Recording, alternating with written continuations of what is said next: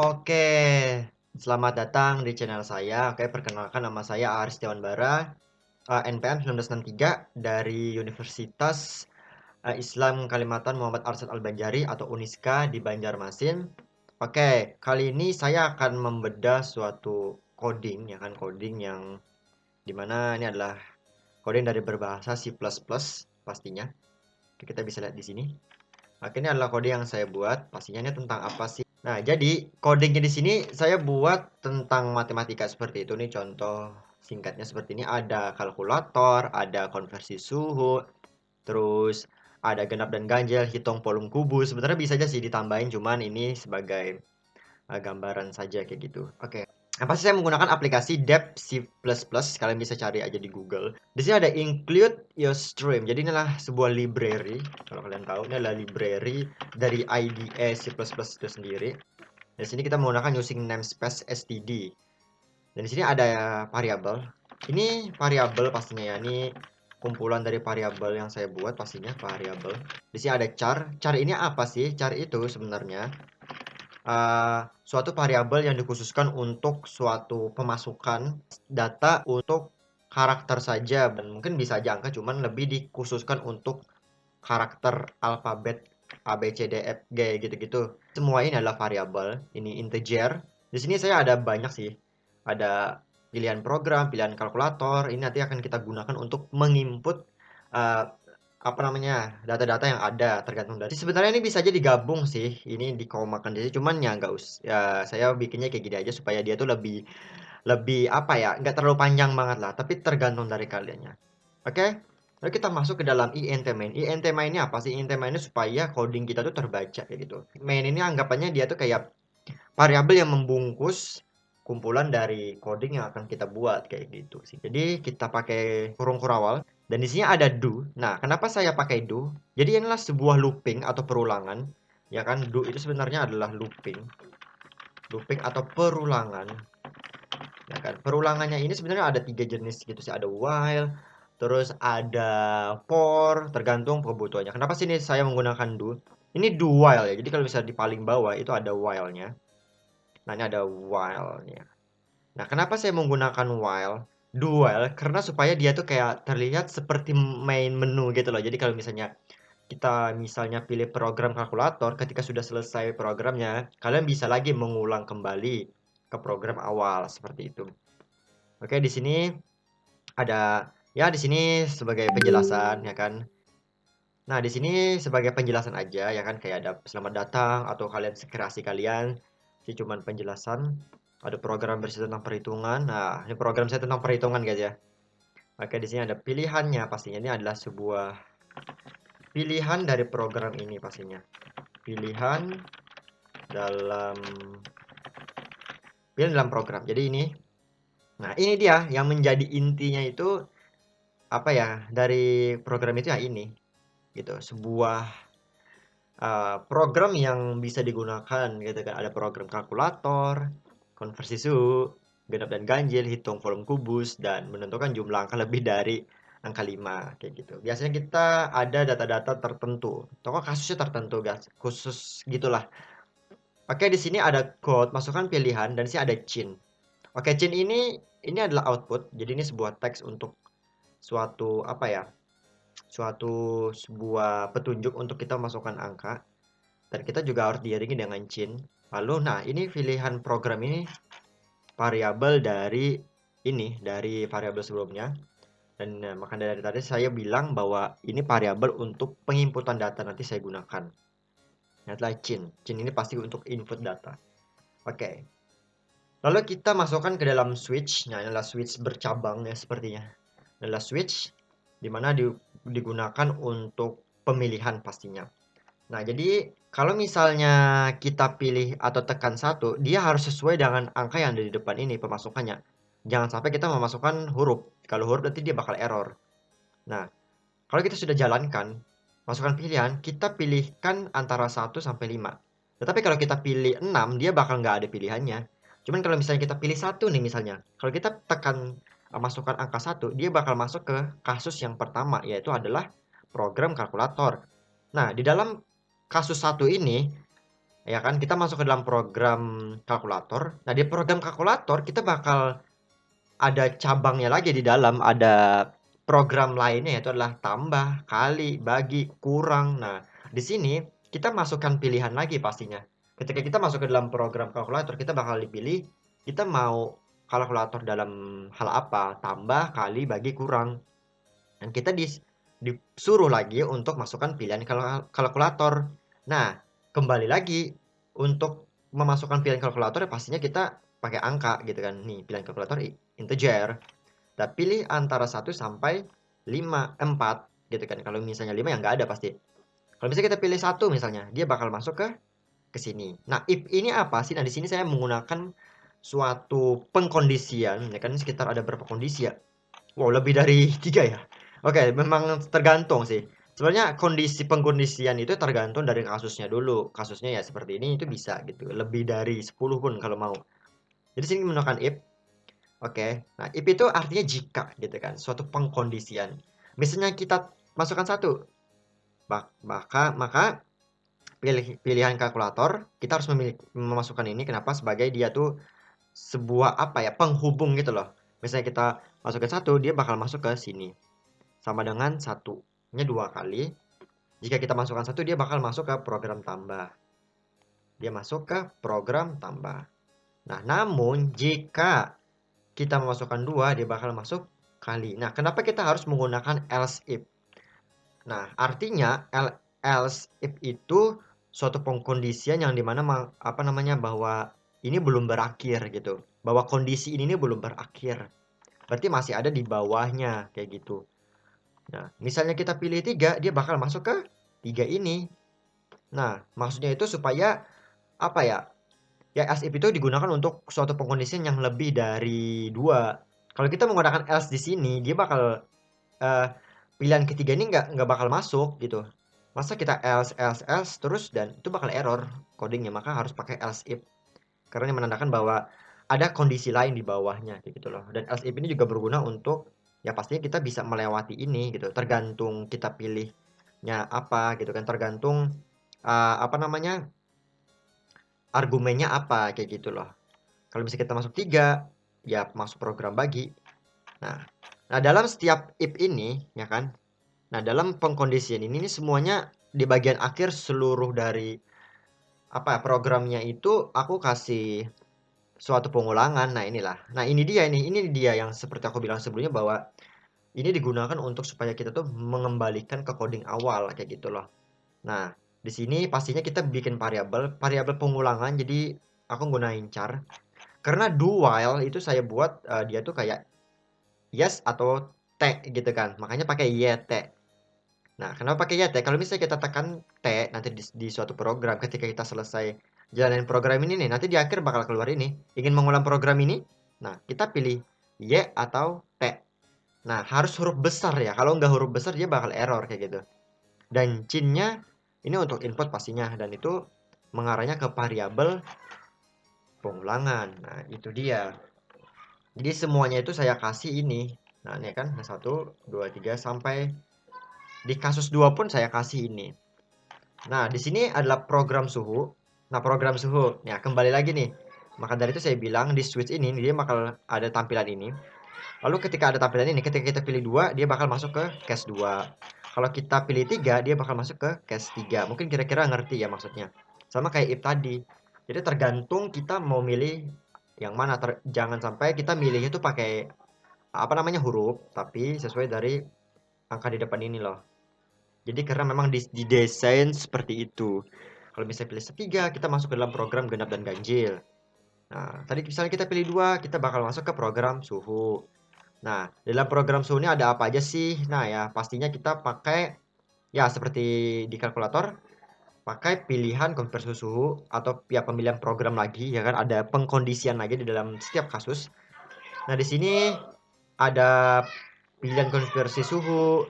Di dalam if ini saya nambahin suatu angka yang suatu nilai yaitu berbentuk float. Jadi ini berbentuk float. Float ini apa sih? Float itu sebenarnya dia sama kayak integer, cuman float ini dia bisa menampilkan suatu angka yang berkoma. Nah, kayak gitulah kira-kira.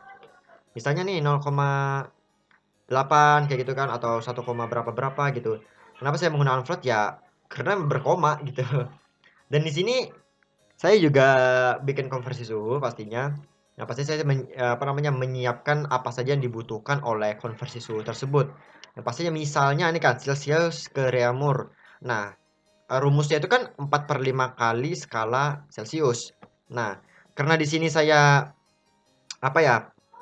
Di sini saya langsung aja gitu untuk menyediakan suatu data, yaitu adalah 0,8. Kenapa 0,8? Karena ini adalah pembagian dari 4 bagi 5 ya 0,8, makanya saya pakai 0,8 langsung. Karena 4/5 itu memang rumusnya itu gitu. Jadi kita langsung aja gitu untuk sediakan data berbentuk variabel seperti ini. Dan di sini kita bikin lagi nih, ini untuk penginputan pastinya. Untuk penginputan, dan ini untuk hasilnya nanti, untuk variabel penginputan data dan hasil datanya. Dan lanjut di sini ya seperti biasa. Nanti kita bakal perintah masukkan skala Celsius. Misalnya kita punya soal konversi suhu, misalnya apa? Dari Celsius ke Reaumur, ya skalanya berapa? Diketahuinya berapa? Ya kita masukkan. Ketika kita masukkan nanti bakal langsung keluar boom gitu kan. Nah, karena dia bakal langsung keluar, nanti di sini bakal dieksekusi. Nah, seperti saya bilang, ini R dimasukkan langsung. R-nya memang 0,8 dan bakal dikali sama input ini seperti itu. Di sini penginputan data pastinya. Penginputan data skala Celsius pastinya.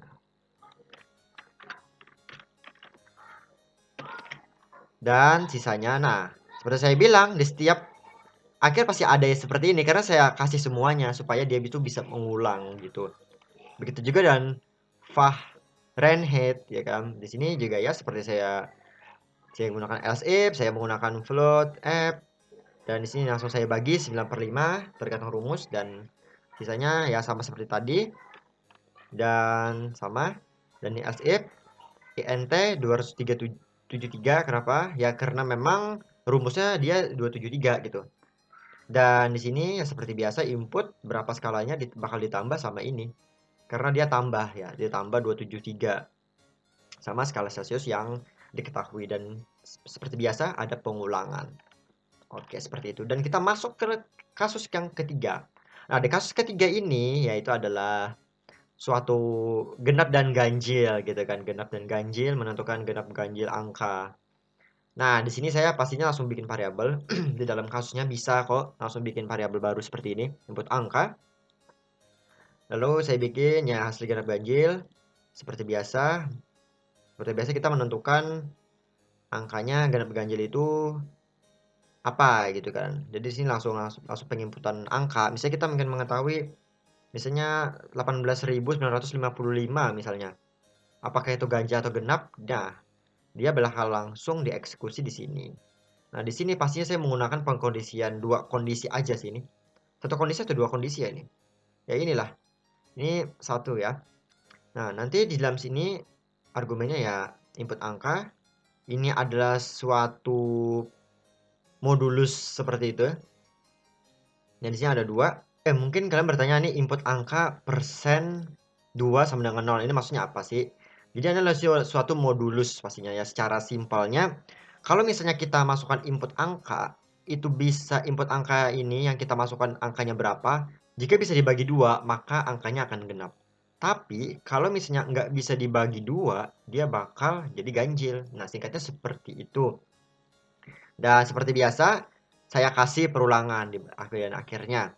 Dan kita masuk ke kasus keempat. Nah, di kasus keempat ini saya bikin suatu kasus untuk menghitung volume kubus pastinya ya. Secara singkatnya saya menggunakan float. Kenapa menggunakan float? Karena ini untuk antisipasi aja kalau aja nanti suatu angka yang diketahui dari suatu soal volumenya, dari soal apa namanya matematika misalnya ya kan, untuk mengetahui soal volume kubus kan sisi kali sisi kan. Kalau aja sisinya tuh angkanya berkoma gitu, jadi untuk antisipasi aja sih. Dan saya kasih plot sebenarnya nggak apa-apa sih, nggak ada masalah mau plot integer, tapi tergantung sih untuk ya tergantung kalian seperti apa, tapi saya sih menggunakan plot aja untuk jaga-jaga aja sih seperti itu. Dan seperti biasa, kita masukkan nilainya, lalu ini akan dimasukkan ke dalam hasil volume, dalam variabel hasil volume, dan bakal dieksekusi di sini. Sisi kali sisi kali sisi kali sisi, dan hasilnya bakal keluar. Dan ini sebagai peng-outputnya. Nah, seperti biasa ada pengulangan lagi. Di kasus kelima, di sini saya pastinya menggunakan membuat suatu program untuk menentukan angka yang lebih dari 5 itu ada berapa sih, seperti itu ya kan. Ini sebagai contoh aja. Sebenarnya kalian tergantung, kalian bisa bikin angka lebih dari 100 atau mungkin lebih dari 1000 ya kan, tergantung kasus. Tapi ini sebagai contoh. Di sini saya menggunakan int pastinya jumlah. Ada dua variabel angka bilangan. Dan di sini saya langsung membuat array. Array itu apa sih? Jadi inilah sebuah data, tipe data array.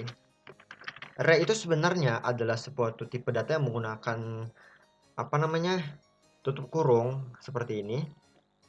Ya kan, seperti ini. Nah, itu untuk menginput data banyak data seperti itu, untuk menginput banyaknya suatu data. Biasanya itu digunakan untuk menentukan suatu umur, input data, biodata itu bisa pakai array. Kayak misalnya umur ya kan, tinggi badan, itu bisa menggunakan array. Di sini saya pakai langsung angka bilangan 5. Kenapa 5? Itu sebagai patokan nantinya untuk mengetahui, nah itu kan, bahwa yang yang menjadi poin dari kasus ini adalah angka yang lebih dari 5 seperti itu. Jadi menentukan angka jumlah dari 5 ini sebagai penjelasan ya, intro just gitulah. Nah, di sini saya menggunakan perulangan lagi, yaitu adalah for. Menggunakan perulangan for. Nah, di sini dalam for tersebut kita bisa taruh variabel lagi. Itu adalah indeks, saya kasih nama indeks sama dengan 0, dan indeksnya selanjutnya adalah kurang sama dengan 5. Indeks plus plus ini adalah sebuah increment untuk menambah menambah suatu angka dari variabel indeks tersebut. Kita lihat nih di selanjutnya. Nah, di sini masukkan angka. Nah, saya tambahkan ini supaya penjelasan aja, nanti dia bakal memasukkan angka bilangan indeks. Nah, mungkin kalian bingung nih, apa nih angka bilangan dalam kurung indeks ini. Nah, jadi ini angka bilangan adalah yang ini. Pastinya ini. Nah, ini indeks ini diambil dari ini. Jadi ketika kita masukkan indeks ke sini, maka dia akan akan tereksekusi. Jadi angka yang akan kita masukkan di sini dia bakal dieksekusi di sini, di dalam sini. Jadi misalnya if, dia bakal masuk ke if angka bilangan indeks lebih dari 5 jumlah increment. Nah, dia bakal masuk ke dalam satu pekondisian jika angka bilangannya lebih dari 5, maka jumlahnya akan bertambah.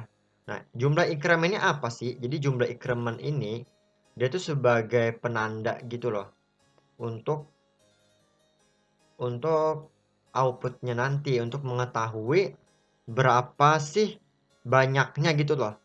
Berapa banyaknya suatu angka yang lebih dari 5. Nah, kayak gitu secara singkatnya. Karena ini mungkin agak ribet untuk dipahami. Karena ketika ini masuk indeks, dia bakal tereksekusi di sini. Dan seperti biasa, di sini saya kasih perulangan. Dan dalam switch ini pasti saya kasih break. Kenapa dikasih break? Harus supaya dia bakal berhenti gitu programnya. Dan default ini untuk untuk suatu peringatan gitu loh, kalau misalnya tidak sesuai pilihan atau tidak sesuai, ya lebih melenceng lah pemilihannya. Yang harusnya 1 sampai 5 kita milihnya 6 ya, pasti nggak ada. Dan di bagian akhirnya ada while, dan ini harus ada ya guys ya. Jadi while ini untuk yang pasti pengulangan kayak gitu loh. Menandakan bahwa misalnya kita masukkan y dalam ini, maka dia bakal balik. Dan pengulangan inilah variabel yang ada di bagian char ini di atas, dan di return dikembalikan ke coding. Jadi seperti itu penjelasan saya, mudah-mudahan bisa dimengerti oleh kalian semua. Terima kasih.